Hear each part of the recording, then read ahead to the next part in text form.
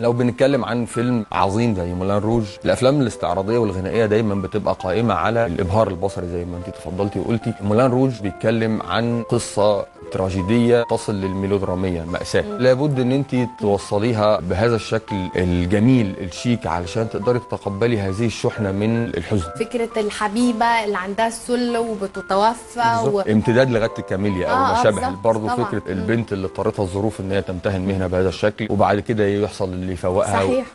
مولان روج عن الطاحونه الحمراء طبعا. فالطاحونه الحمراء دي هو الكباريه اللي هم بيتكلموا عنه، اللي بيروح يشتغل فيه كاتب اللي هو البطل وهكذا. هو الغرض من الديكور او الغرض من السكريبت عموما ان يقول لك ان مولان روج هي الدنيا، ان ده اسقاط على سوداويه الدنيا. أيوة. مهما كانت الدنيا واخده زخرفها، مهما كانت الدنيا واخده مبهرة، شياكتها، واخده صخبها، على فكره هي دي الحقيقه، هي دي الاجلي تروث اللي احنا عايشين فيها مهما كانت متجمله. انا شايف ان مهندس الديكور والسي جي اي والجرافيك ديزاينرز والكومبوزيتنج عملوا حاجه يعني ملحميه رائعه. بتكلم دراميا يعني قد ايه كان قادر يوصل مدى البهرجه والزخرفه ومتع الدنيا من الاكل والشرب والستات والشياكه والالوان.